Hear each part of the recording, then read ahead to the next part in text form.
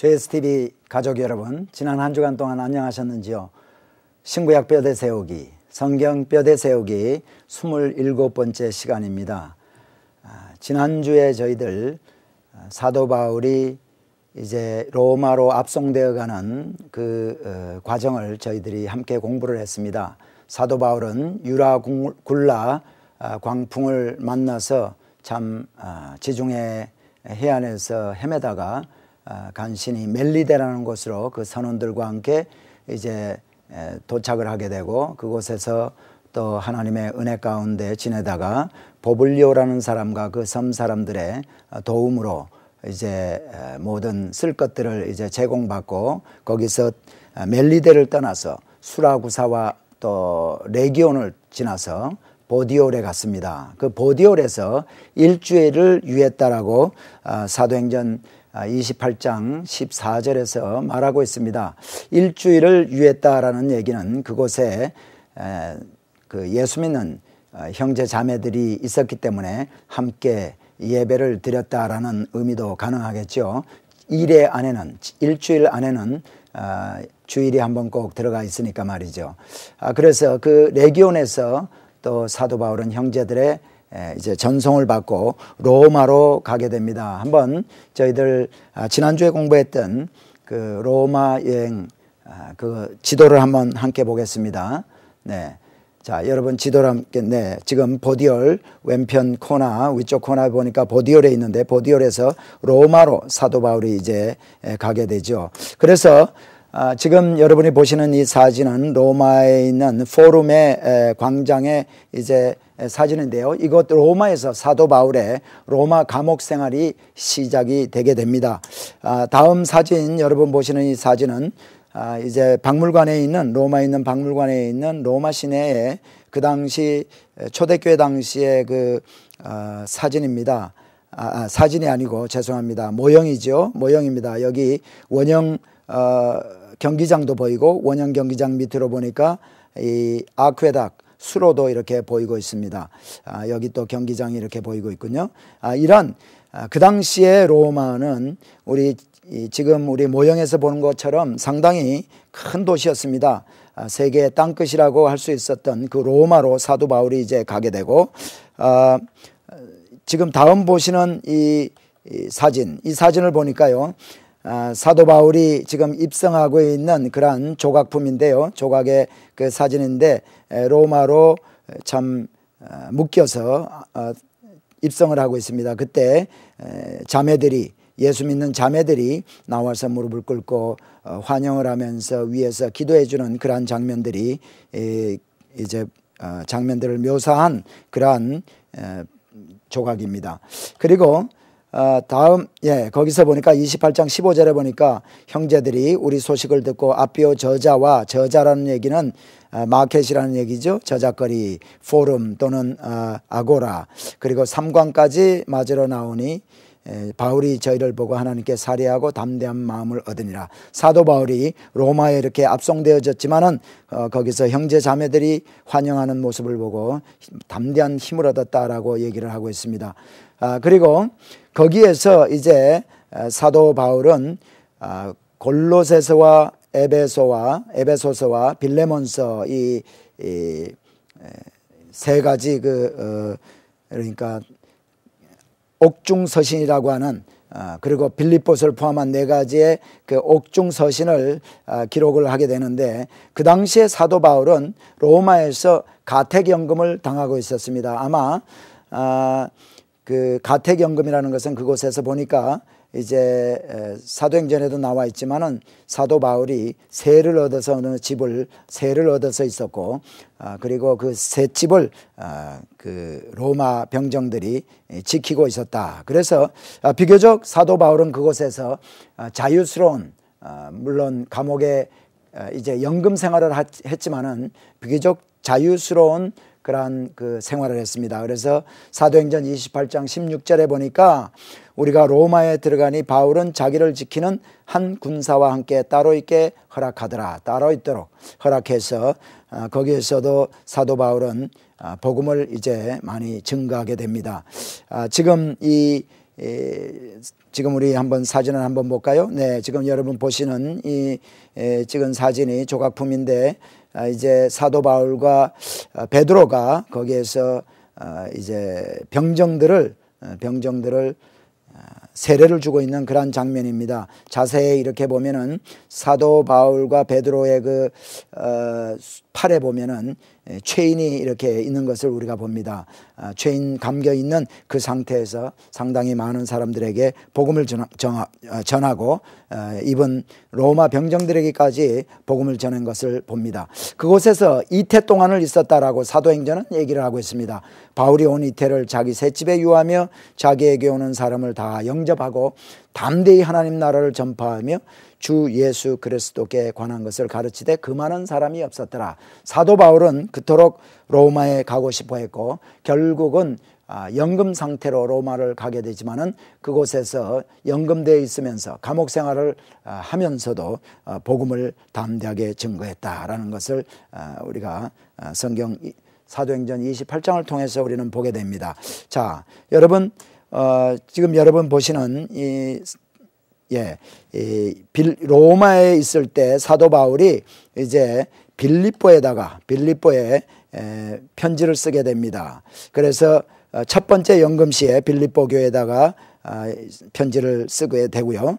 그 다음에 또 그 빌립보에 쓴 것을 보면, 빌립보서를 볼 때 우리가 로마에 갇혀 있는 동안에 쓴 것을 어떻게 아는가 하면은 빌립보서 1장 12절로 13절에 보면은 형제들아 나의 당한 일이 도리어 복음의 진보가 된 줄을 너희가 알기를 원하노라. 자기가 당한 것이 무엇인가를 보여주고 있고요. 그 다음에 나의 매임이, 자기가 매여 있는 것을 빌립보서에 이렇게 밝히고 있습니다.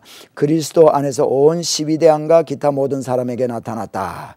그래서 참 겁없이 하나님의 말씀을 담대히 말하게 되었다라는 것을 우리는 빌립보서를 통해서 볼 수가 있고요.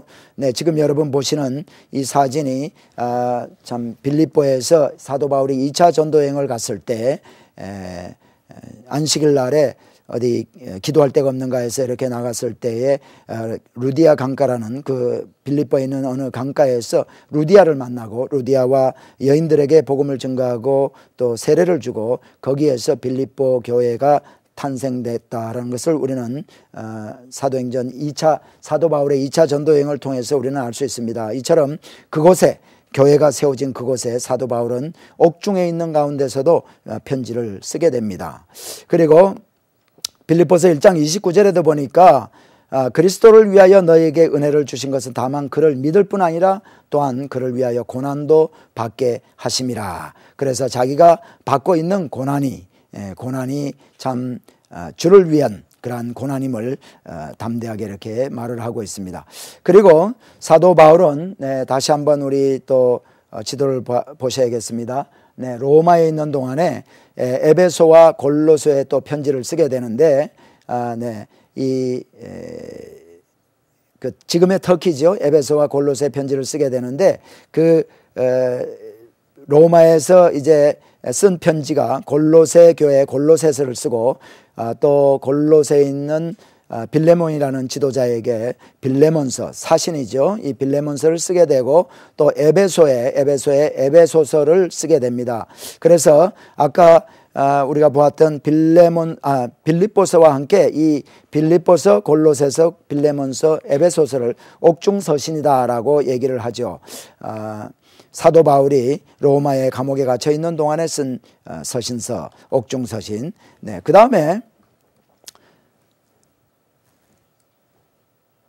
그 다음에 저희들이 또 우리 골로새 사진을 한번 보기를 원하는데요. 네, 여기가 골로새에서 히에라볼리를 바라보면서 찍은 사진입니다. 이 골로새를 중심으로 해서 히에라볼리와 골로새와 또 라오디게아 교회는 이렇게 삼각형을 이렇게 이루면서 가까이 있습니다. 그래서 골로새서 2장 1절로 3절에 보면은요, 하나님의 비밀인 그리스도를 깨닫게 하려 함이라 그 안에서 지혜와 지식의 모든 부하가 감춰져 있다라고 이제 얘기를 하면서요, 이제 또 골로새서 4장 12절로 13절에 보니까 거기에 그가 너희와 여기에서 너희와 할 때 너희들은 골로새 성도들을 말하죠. 그리고 라오디게아에 있는 자들과 히에라볼리에 있는 자들을 위하여 많이 수고하는 것을 내가 증거하노라 하고 얘기를 하고 있는데요. 여러분이 지금 보고 계시는 그 사진 중에서 이 언덕이 이 골로새 텔입니다. 골로새 텔이고 저 멀리 보이는 곳이 이제 히에라볼리 쪽인데요. 히에라볼리 쪽을 바라보면서 찍은 사진이죠. 네. 그리고 히에라볼리 사진 한번 보겠습니다. 여기가 히에라볼리인데 히에라볼리는 온천으로 유명한 곳입니다. 그래서 참 온천이 몸에 좋다고 그래서 그 당시에 참 세계 각국에서 많은 사람들이 히에라볼리에 와서 병을 고치고 했던 곳입니다. 그리고 이 사진도 보면은 지금 히에라볼리의 그 성읍 도시로 들어가는 그 메인 길이죠. 그리고 그 다음 사진도 한번 봅니다. 네. 로마 시대 때 만들었던 이 히에라볼리 그 도시 전경을 보고 있습니다.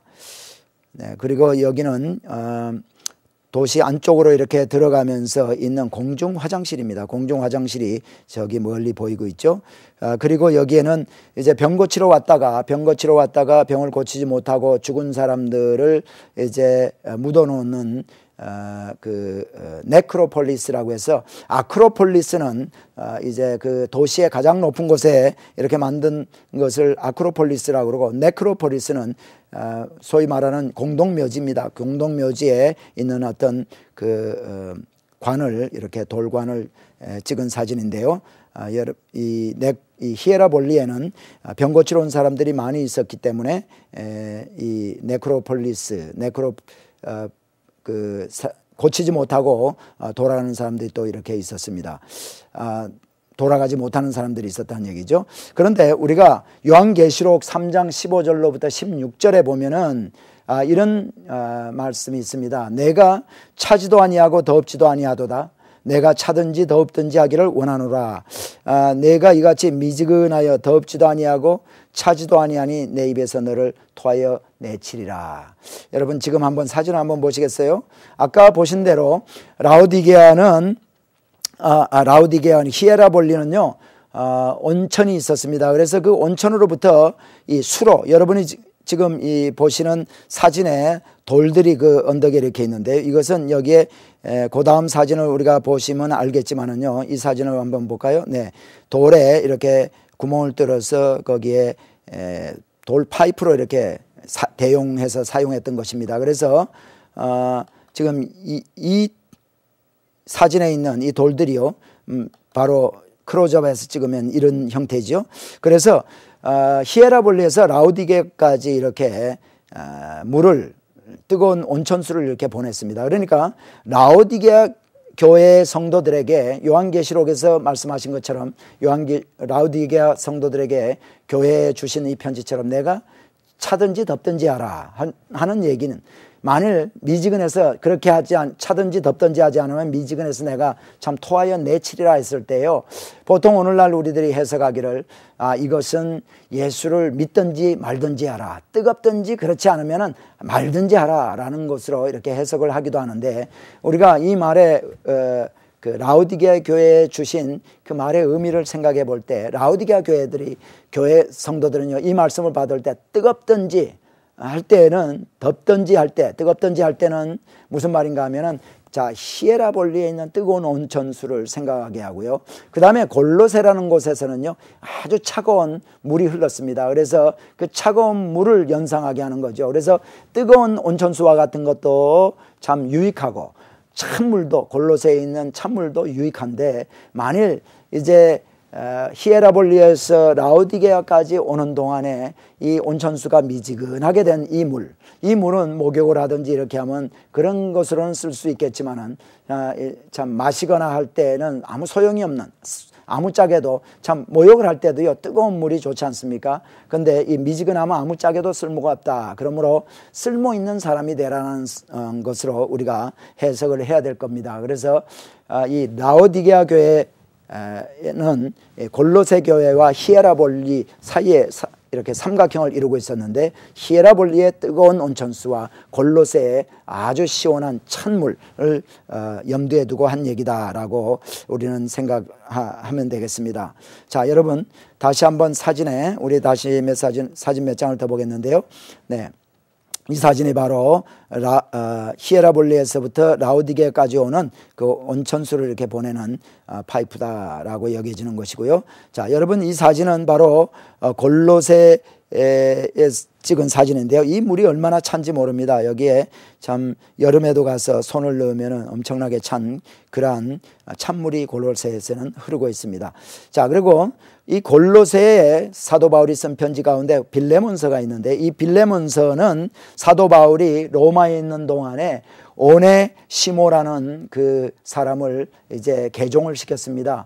오네시모는 빌레몬이라는 사람 집에서 골로새에 있는 빌레몬이라는 사람 집에서 종으로 있던 사람인데 거기서 도망 나와서 로마에 가서 있다가 어떻게 이 사도 바울을 만나게 되고 사도 바울의 복음 증거를 통해서 예수 믿게 되고 이제 그래서 이 사도 바울은 빌레몬에게 오네시모를 위해서 이제 이 같은 주 안에서 형제된 자니까 참 잘 돌보아줘라고 얘기하면서 그가 내게 빚진 것 내가 너에게도 네가 나에게 빚진 것이 있는 줄 안다. 그러나 내가 너에게 빚진 것을 클레임하지 않겠다라고 얘기까지 하면서 용서해 주라고 이렇게 얘기를 하고 있습니다.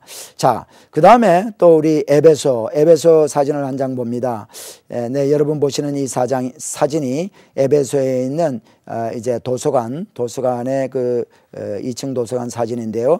거기 보면은 에베소에 보면은 에베소서의 3장 1절에 보면 갇힌 자 된 나 바울은 그래서 에베소서가 갇혀 있는 동안에 바울이 갇혀 있는 동안에 쓴 것임을 우리는 이렇게 알 수가 있고요. 또 그 다음에 에베소서 5장 2절에 보면 그리스도께서 너희를 사랑한 같이 너희도 서로 사랑 가운데 행하라 하면서 권면을 해주고 있습니다. 이 에베소서도 사도 바울이 갇혀 있는 동안에 쓴 편지이죠. 네, 그리고 이 에베소 또 골로새 이곳에 사도 바울이 빌레몬서와 함께 옥중 서신을 썼습니다. 골로새서에 보면은 두기고가 내 사정을 다 너에게 알게 하리니 하고 한 것을 보아서 두기고라는 제자를 통해서 골로새에 보내는 편지를 보낸 것을 우리는 또 알 수가 있습니다. 네. 그리고 에베소 6장 21절에도 보면은 주 안에서 진실한 일꾼인 두기고가 모든 일을 너에게 알게 하리라 한 것을 보아서 에베소서도 두기고라는 제자를 로마에서 보내서 에베소서를 들고 가게 한 것으로 봅니다. 자, 여러분 사도 바울은 이제 로마의 첫 번째 감옥 생활을 이렇게 한 2년 정도를 하게 되는데 이때 감옥 생활은 아까도 제가 말씀드렸지만은 참 지하 감옥과 같은 그런 곳이 아니라 비교적 자유스러운 그런 셋집에서 병정이 지키고 그렇게 있으면서 이제 많은 사람들 형제 자매들을 불러서 이제 만나고 또 병정들에게도 로마 병정들에게도 복음을 전하고 비교적 자유스러운 활동 가운데 이렇게 있었습니다. 그리고 사도행전 28장으로서 사도행전은 끝을 맺게 됩니다. 우리가 사도행전을 이렇게 보면은요, 마지막 그 28장에 보면은요, 아직까지 뭔가 완전히 맺혀지지 않은 것, 끝을 맺지 않는 것을 우리는 알 수 있습니다. 여러분, 사도행전 28장의 마지막 절 2절을 보면은요, 바울이 온 이태를 자기 셋집에 유하며 자기에게 오는 사람을 다 영접하고 담대히 하나님 나라를 전파하며 주 예수 그리스도께 관한 것을 가르치되 그 많은 사람이 없었다라고 끝을 맺고 있습니다. 사도 바울이 이제 로마 첫 번째 감옥 생활 가운데서 복음을 증거하고 있는 상황에서 사도행전은 끝을 맺고 있죠. 자, 그러면은 그 다음은 어떻게 되는가? 그 다음에 사도 바울은 어떻게 되었고 또 어떻게 돼서 우리에게까지 이렇게 복음이 증거되었나? 여러분, 사도 바울은 1차 로마에서 구금이 된 이후에 풀려나게 됩니다. 풀려나게 된 것을 그 이후에 쓴 그 소위 말하는 그 목회 서신서라는 서신서들을 보면 알 수가 있고요. 그 다음에 사도 바울의 그 마지막 목회 서신인 디모데 후서를 보게 될 때 사도 바울은 다시 감옥에 갇혀서 거기에서는 정말 죽음을 기다리면서 쓴 편지가 바로 디모데 후서입니다. 그러니까 사도 바울은 1차 구금에서 풀려나고 그런 후에 참 사도 바울은 다시 전도 여행을 좀 다녔으리라고 봅니다. 그레데라든가 또는 그 자기가 그동안에 다녔던 그 선교지를 사도 바울은 다녔으리라 믿고요. 그 다음에 이제 다시 네로 황제에 의해서 로마에 잡히게 되고 그 다음에 참 순교를 하게 되는 그러한 일이 있죠. 그리고 저희들은 그 사도 바울과 예수님이 참 제자로 삼은 12제자와 그 12제자로 말미암아 복음이 증거되고 또 그 12제자의 복음 증거를 통해서 사도 바울이 예수를 믿게 되고 또 사도 바울의 세상 땅끝까지 이르러 복음을 증거한 그 복음 때문에 오늘날 우리에게도 복음이 증거되어서 참 이제 우리가 하나님의 은혜 가운데 구원받은 백성으로 이렇게 살고 있는데 사도행전 29장 28장으로 끝나는데 이 29장은 여러분과 제가 참 삶으로서 우리가 참 이 땅에서 사는 동안에 복음을 증거하는 그 삶으로서 사도행전 29장은 써야 할 줄 믿습니다. 자, 그러면 사도 바울의 이제 풀려나고 나서 이제 사도행전 28장 이후의 행적을 대충 어떤 행적이 있었을까 한번 보기를 원합니다. 자, 우리가 도표를 한번 지도를 한번 다시 한번 보기를 원합니다. 사도 바울의 최후 전도 여행 및 죽음. 우리는 사도행전을 통해서는 이것을 알 수 없지만은 학자들이 연구하고 또 그 이후에 목회 서신서를 통해서 이렇게 볼 때 사도 바울이 로마에서 풀려났다라는 것을 이제 우리는 짐작을 할 수가 있죠. 자, 사도 바울이 1차 전도 여행을 하고 1차 전도 여행이 아니죠. 1차 감옥 생활을 한 것은 요 시기입니다. 요 시기. 그리고 요 앞에 지금 노란 부분의 앞에 부분이 바로 이제 사도 바울의 감옥이고요. 그 다음에 62년부터 66년까지는 한 4년 동안 사도 바울이 풀려난 것으로 믿습니다. 그래서 한 4년 동안 자유스럽게 전도 이제 여행을 다녔으리라 믿습니다. 그래서 사도 바울은 그때 1차와 2차 감옥 중간기에 스페인이라든가 오스티아라든가 로마 이렇게 복음을 증거하고요. 그 다음에 마게도니아에 다시 갔으리라고 믿습니다. 그리고 빌립보, 그 다음에 니고볼리, 고린도, 그레데 이런 곳으로 사도 바울은 다니면서 전도여행을 다니면서 복음을 증거했으리라 믿고요. 그 다음에 드로아와 에베소, 밀레도 이런 곳에 또 복음을 증거하고 골로새, 라오디게아, 히에라볼리 같은 데도 가지 않았을까 그렇게 생각을 합니다. 그리고 이제 사도 바울은 풀려나 있는 이 중간기 between the imprisonment 사이에 두 가지 서신서를 쓰게 되는데 니고볼리에서 첫 번째 니고볼리에서 그레데로 있는 디도라는 그 목회자에게 이제 편지를 쓰게 됩니다. 그 디도서 3장 12절에 보면 내가 아데바나 두기고를 내게 보내리니 그때에 내가 급히 니고볼리로 내게 오라. 내가 거기서 과동하기로 작정하였노라. 우리 사도행전을 보면은 니고볼리에 간 기록이 없습니다. 하지만 그러니까 이제 로마에서 감옥 후에 풀려난 후에 니고볼리에 사도 바울이 가서 그레데에 있는 그 디도에게 서신서를 디도서를 썼으리라 그렇게 믿고요. 그래서 1차, 2차 감옥 중간기에 그레데에 있는 디도에게 쓴 편지가 바로 디도서다. 기억하시기 바랍니다. 그리고 여러분 이 사진 보시는 사진이 바로 디도에 있는 어떤 항구입니다. 자, 쓴 이유를 볼 때 부족한 일을 바로잡기 위해서 썼다라고 디도서 1장 5절에서 얘기를 하고 또 거기에 참 거스려 말하는 자들을 책망하게 하기 위해서 디도에게 거기서 목회하고 있는 디도에게 편지를 쓴 것을 우리는 알 수 있습니다. 그리고 between 그 imprisonment 중간 1차, 2차 감옥 중간기에 사도 바울은 마게도니아 어느 지역에서 에베소에서 목회하던 사역하던 디모데에게 편지를 쓰게 되는데 이것이 바로 디모데 전서입니다. 디모데 전서 1장 3절에 보면 내가 마게도니아로 갈 때 너를 권하여 에베소에 머물라 한 것은 어떤 다른 사람들을 명하여 다른 교훈을 가르치지 말며 이러한 서신서 디모데 전서를 마게도니아에서 쓴 것을 에베소에서 목회하던 디모데에게 이제 디모데 전서를 쓴 것을 우리는 보게 되고요. 그 다음에 이 사진은 에베소에 있는 에베소 사진입니다. 에베소 사진인데 멀리 도서관이 보이고요. 그 다음에 이 아주 그 중앙 통로를 이렇게 볼 수가 있습니다. 디모데 전서에 보면은 조금 전에 사진 다시 보겠습니다. 신호와 끝없는 족보에 창념치 말게 하려 함이라.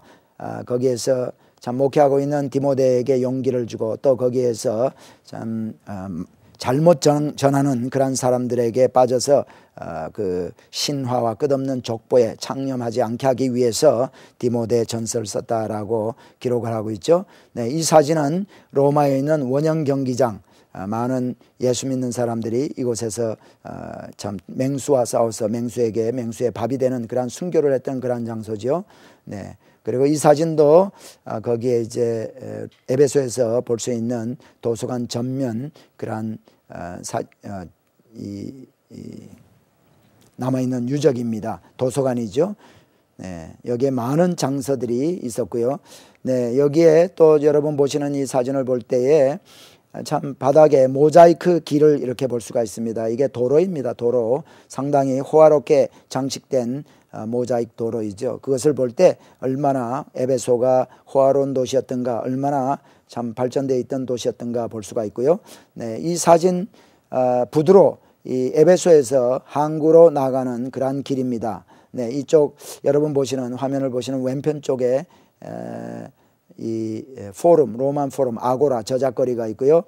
이 사진은 그 극장에서 찍은 사진인데 멀리 여러분이 보시는 저 산 밑에 보이시는 그 모래 이렇게 실트로 이렇게 되어 있는 모래 평원이 있습니다. 이곳이 바로 그 당시에는 고대에는 바다였습니다. 항구였습니다. 그런데 강이 모래들을 이렇게 가지고 내려와서 이렇게 여기 침전을 시킴으로 말미암아 이제는 우리가 항구를 볼 수가 없지요.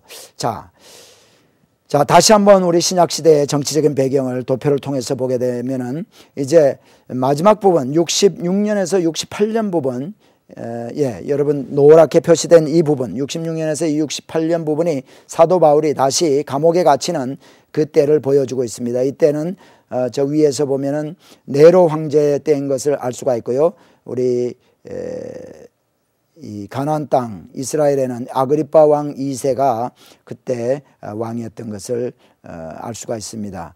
자, 이때 AD 66년에서 68년 사이에 로마에 다시 이제 사도 바울이 갇히게 되는데 여러분 보시는 이 사진에 참 멀리 보이는 쪽 오른편 쪽에 보면은 코너에 오른편 쪽에 보면은요 건물 하나가 있죠. 이 건물이 바로 사도 바울이 감옥에 갇혔던 지하 감옥에 갇혔던 곳이라고 여겨지는 메멀틴 프리즌이라는 곳입니다. 이 사진을 좀 클로즈업해서 좀 보기를 원하는데요. 이 다음 사진, 이 사진이 바로 그 메멀틴 프리즌. 이 여러분 보시는 이 건물의 지하에 조그만 방이 있습니다. 우리가 내려오는 얘기로는 이 밑에 지하에 베드로와 사도 바울이 함께 갇혀 있었다라고 여겨지고 베드로는 이제 십자가에 거꾸로 매달려서 죽고 사도 바울은 이곳에서 한 2년 동안 감옥 생활을 하다가 교수형을 당했다라는 것이죠. 자, 그다음 사진은 그 지하 감옥 바울과 베드로가 이제 갇혀 있었던 지하 감옥 조그만 한 몇 평, 한 두세 평 되는 그러한 곳인데요. 여기에 보면은 여러분 보시는 대로 제단에 그 십자가 거꾸로 이렇게 돼 있는 십자가를 볼 수 있습니다. 베드로의 순교를 기념하기 위해서 이렇게 거꾸로 해놨고요. 여기에 조각품을 이렇게 보면은 사도 바울과 베드로가 병정들에게 물세를 주고 있는 그러한 조각품을 볼 수가 있죠. 네, 디테일하게 크로즈업에서 찍은 사진이고요. 네, 그리고 그 지하 감옥에서 천정 쪽을 이렇게 보면은 천정에 구멍이 이렇게 뚫려 있습니다. 사람들이 얘기하기는 여기에서 위에서 먹을 거를 이렇게 아래로 감옥에 갇혀 있는 베드로와 바울에게 이렇게 먹을 것을 넣어줬다 하는 그러한 구멍입니다.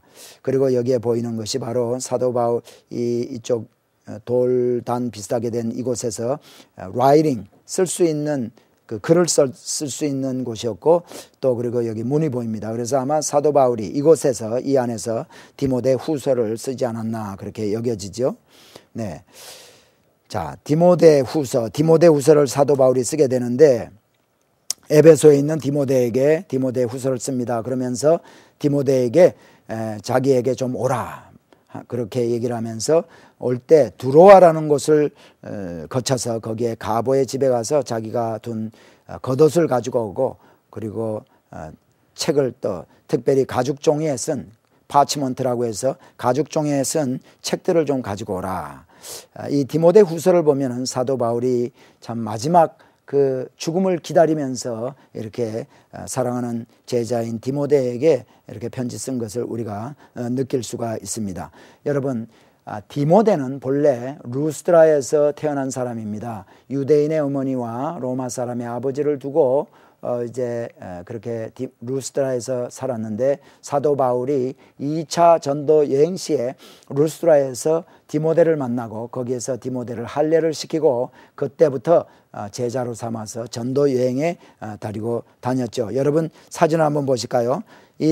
보시는 사진이 바로 루스드라 텔입니다. 여기 아직까지 발굴이 되어 있지 않은데 여기를 발굴하면은 유적이 좀 나올 줄 믿습니다.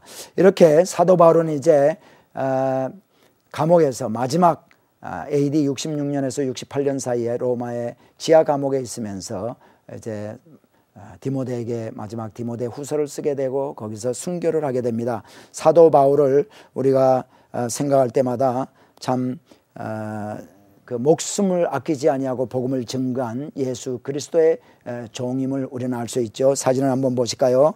네, 체인에 감겨있던 이 사도 바울, 그러면서 디모데에게 너는 말씀을 전파하라. 때를 얻든지 못 얻든지 항상 힘쓰라. 범사에 오래 참음과 가르침과 경책하며 경계하며 권하라. 여러분, 때를 얻든지 못 얻든지 우리들도 복음을 증거하는 사람들이 되어야 될 줄 믿습니다. 그래서 이 로마는 사도 바울이 순교했던 곳이고 그 다음에 베드로도 여기에서 순교했던 곳입니다. 그래서 다시 한번 사진을 잠시 보면서 로마 사진 몇 장을 함께 보기를 원합니다. 이 사진은 성 베드로 광장인데요. 그러니까 바티칸, 요즘으로 말하면 바티칸 궁이죠. 이 베드로 성당 안에 있는 건물 밑에 지하에 바닥에 이제 사도 베드로의 그 뼈가 묻혀 있다라고 이제 혹자들은 얘기를 하기도 합니다. 사도 바울은 이제 요한복음에서 예수님이 이렇게 말씀하시죠. 내가 진실로 진실로 내게 이르노니 젊어서는 내가 스스로 띠띠고 원하는 곳으로 다녔거니와 늙어서는 내 팔을 벌리리니 남이 내게 띠띠우고 원치 않은 곳으로 데려가리라. 이 말씀은 베드로가 어떠한 죽음으로 하나님께 영광 돌릴 것을 이제 가리키심이라라고 요한복음에서 예수님의 말씀을 인용해서 이렇게 가르쳐주고 있습니다. 그래서 사도 바울은 베드로에서 원치 아니하는 곳 로마에서 십자가 팔을 벌리고 거꾸로 매달려서 이제 죽은 것으로 생각을 하죠. 그리고 여러분 이 사진을 보세요. 이 사진에 지금 제단 밑에 그 사도 베드로의 뼈가 묻혀 있다고 여겨집니다. 그리고 지금 이 보시는 사진이 바로 베드로 성당이죠. 네. 그리고 베드로 성당의 이제 돔 천정 부분입니다. 그리고 이 미켈란젤로의 작품인 베드로 성당의 이제 그 돔을 밑에서 찍은 아름답게 참 그림을 그린 그러한 돔이죠. 그리고 이 사진은 바울 성당, 바울 처치 오브 세인 폴입니다. 바울 교회인데요. 여기에 보면은 사도 바울의 조각품이 이 바울 교회 앞에 이렇게 있습니다. 그래서 이 사도 바울은 한 손에 책을 들고 한 손에 검을 든, 성령의 검을 이제 든 것으로 표현하기 위해서 바로 검을 든 사도 바울을 이렇게 보여주고 있는데, 네, 자세히 보면은 한쪽에는 왼손에는 책을 들고, 성경책을 들고, 오른손에는 검을 든 사도 바울의 조각입니다. 그리고 이 사진은 바로 디도 아치, 타이러스 아치라는 아치인데요. 이 우리 크리스찬들에게 이 아치가 왜 중요한가 하면요, 이 아치 안쪽에 벽에 보면은 네, 지금 보시는 이 사진이죠. 안쪽에 벽 조금 더 클로즈업해서 보여드리겠습니다. 이 사진을 보면은 여기 미노라라고 하는 금촛대를 이제 로마 병정들이 메고 가는 그것을 조각을 해놓은 것이 있습니다. 디도는 AD 70년대에는 LCD 70년에 예루살렘이 이제 로마에 의해서 함락이 되는데, 그 당시에 디도가 이제 이 로마 병정들을 이끌어갔던 장군입니다. 나중에 이 디도는 로마의 황제가 되지만은 이 사진은 로마 이제 그 장군인 디도가 이 이스라엘 예루살렘에 가서 예루살렘 성전을 함락하고 성전에 있는 모든 기명과 그 금촛대를 이렇게 가지고 오는 것, 이렇게 이제 빼앗아 가지고 오는 것을 기념하기 위해서 개선탑 같은 거죠. 그것에 이렇게 표현을 해놨습니다. 그러니까 우리는 예수님 당시에 예수님께서 참 성전이 돌 위에 돌 하나도 남지 않고 이렇게 멸망당한다는 것을, 폐허가 된다는 것을 예수님이 말씀하시고, 그것이 바로 AD 70년에 로마에 의해서 그대로 이루어진 것을 우리는 보게 됩니다. 자, 여러분, 사진을 다시 한번 보죠. 이 사진은 우리 마리아가 예수님을 십자가에서 내려서 이제 무릎에 이렇게 안고 있는 그러한 모습을 조각한 미켈란젤로가 조각한 그 피에타라는 그러한 유명한 조각품입니다. 사도 바울을 그 참 빌립보서에서 쓴 이는 내게 사는 것이 그리스도니 죽는 것도 유익하니라라고 한 그 사도 바울의 참 이런 고백을 생각하게 해주는 그러한 장면이죠. 예수님께서 이렇게 십자가의 죽으심으로 말미암아, 우리를 위해서 죽으심으로 말미암아 우리에게 구원이 참 이루어지고, 그것을 위해서 끝까지 목숨까지도 참 귀한 것으로 여기지 아니하고 복음을 증거하다가 자기의 목숨을 희생한 또 사도 바울을 생각하게 됩니다. 자, 사도행전과 사도 바울 서신서를 오늘까지 몇 주간에 걸쳐서 한번 알아보았습니다. 오늘로서 이제 우리 JSTV 가족 여러분들과 함께 공부했던 그 성경 뼈대 세우기의 대단원의 막을 내려야 될 것 같습니다.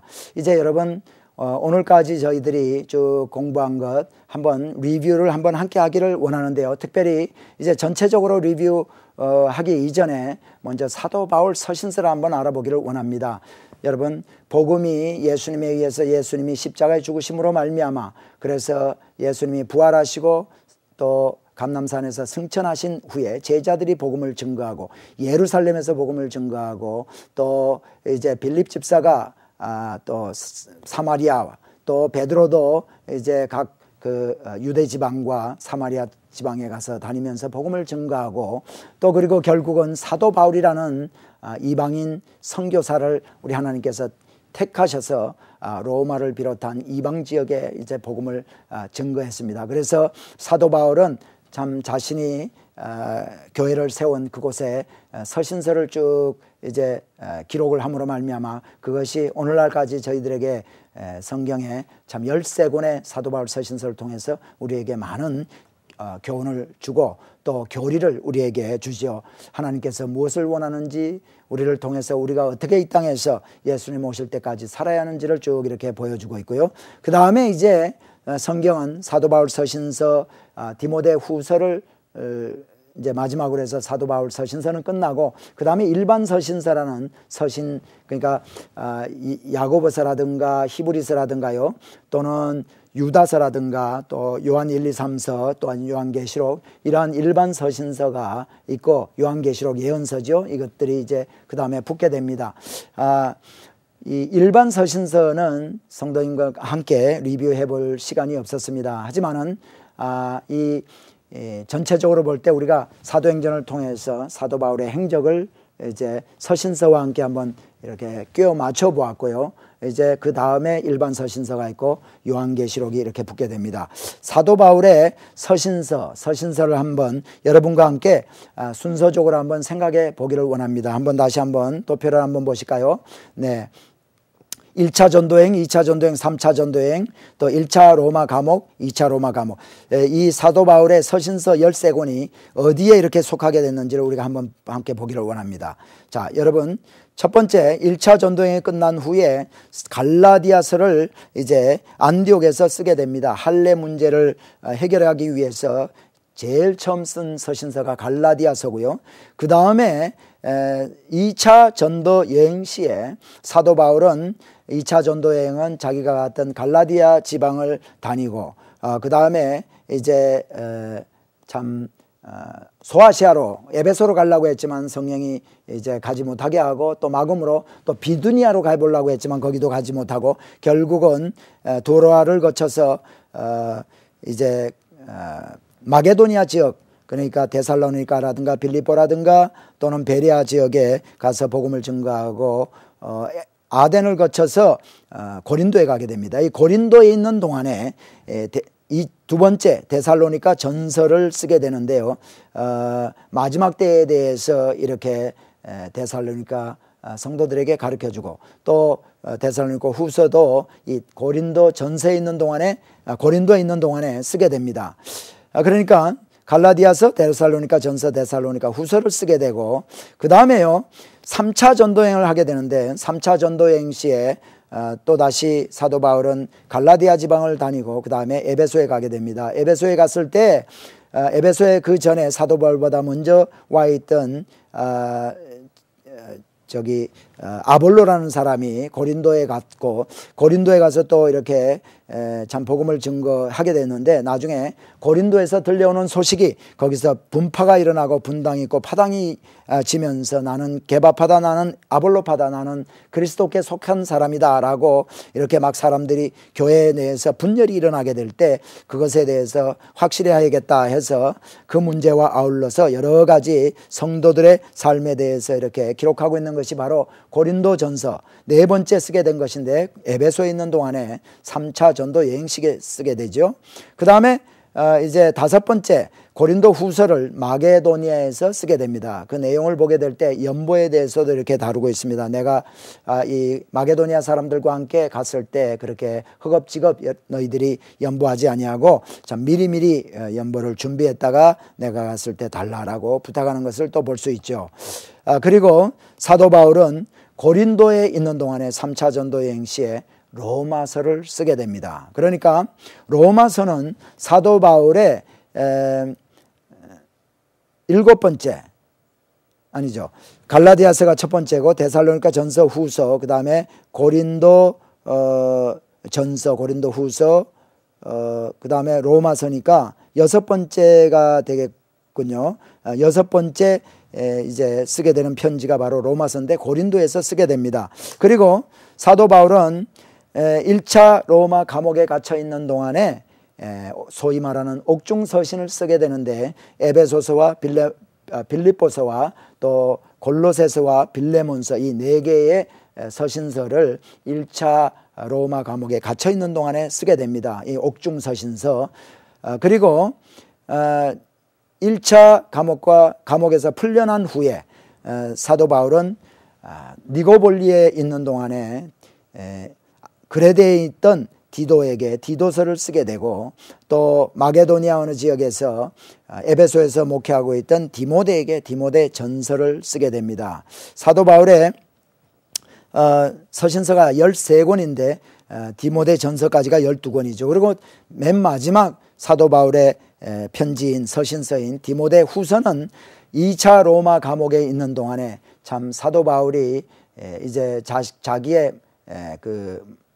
생명이 얼마 남지 않은 것을 예감하면서 마지막 그 사랑하는 아들과 같이 사랑하는 그 디모데를 나에게 좀 와라. 올 때 두로아라는 곳에 가서 내 겉옷도 좀 가지고 오고 책을 가지고 오되 가죽 종이로 쓴 가죽에다가 쓴 그 책을 좀 가지고 오라 라고 편지를 하게 됩니다. 이것이 바로 디모데 후서지요.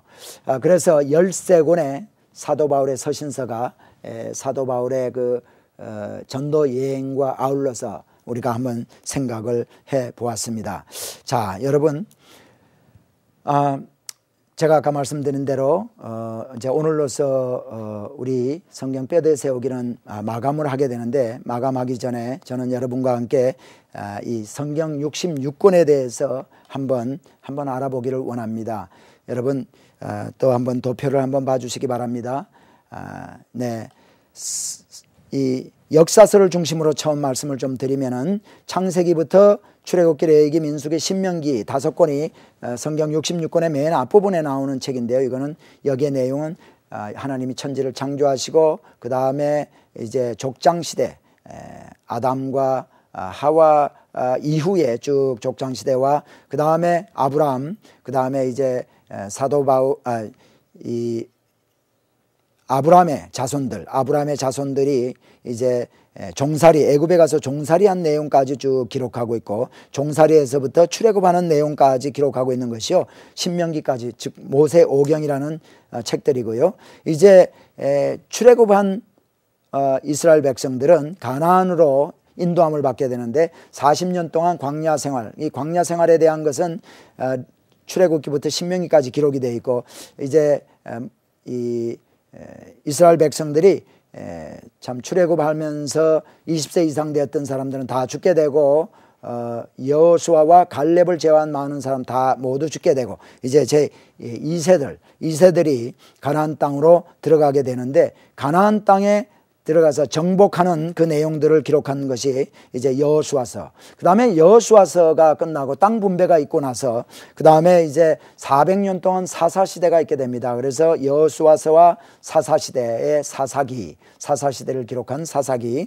그 다음에 룻기도 사사시대의 내용, 사사시대에 있었던 그러한 룻과 보아스라는 사람의 스토리를 기록한 것이 바로 룻기입니다. 그 다음에 또 역사서는 무엇인가 하면은 룻기에서 보면은요, 보아스와 룻에 의해서 이제 오벳이 태어나고, 오벳의 아들로 또 이새가 태어나고, 이새의 아들로 다윗이 태어나는 것을 룻기가 기록하고 있고요. 그 다음에 이제 사무엘 상하에서는 사사시대의 마지막 사사인 사무엘로부터 시작해서 이제 이스라엘 백성들에게 왕을 달라고 할 때 왕을 허락해 주어서 사울을 허락하고, 그 다음에 사울이 불순종함으로 다윗 왕을 세우고, 다윗 왕이 죽고 나서 다윗 왕의 아들인 솔로몬이 왕이 됩니다. 그래서 통일왕국 시대. 그 다음에 솔로몬의 아들인 르호보암 시대에 와서 르호보암과 여로보암 왕에 의해서 갈라져서, 다시 말하면 북왕국과 남왕국으로 이렇게 갈라지게 되어서 왕정시대가 시작이 됩니다. 그래서 통일왕국 시대, 그 다음에 북왕국 남왕국으로 갈라진 분단왕국 시대, 그 다음에 북왕국 이스라엘이 멸망당하고 이제 유다왕국만 남아있는 동안인 단일왕국 시대, 전부 합쳐서 제가 대충 이제 한 400년이라고 얘기를 했습니다. 그래서 그 시대에 대해서 기록하고 있는 책이 사무엘상하, 열왕기상하, 역대상하입니다. 사무엘상하와 역대상하는 거의 비슷한 내용인데, 역대상하는 유다, 남왕국인 유다 왕국에 대해서, 다윗의 후손들에 대해서 주로 기록한 책이고요.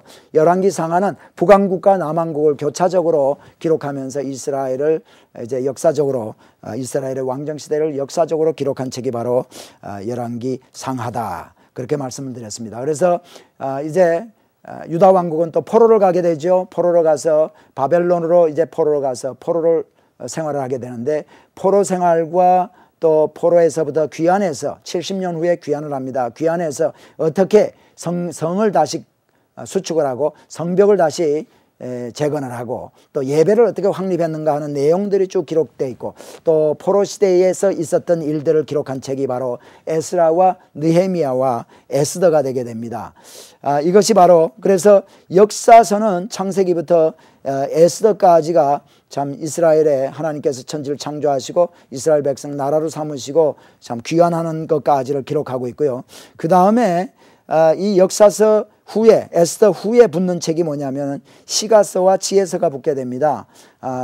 그래서 욥기, 시편, 잠언, 전도서, 아가서 이걸 시가서, 지혜서라고 하는데 이것은 주로 통일왕국과 분단왕국 시대에 있었던 저자가 썼거나 그 당시의 내용들을 기록한 것이 바로 이 시가서, 지혜서죠. 욥기는 좀 제외가 됩니다. 하지만은 역사서 에스더 이후에 욥기, 시편, 잠언, 전도서, 아가서가 붙게 되고요. 그 다음에 이제 예언서가 붙게 됩니다.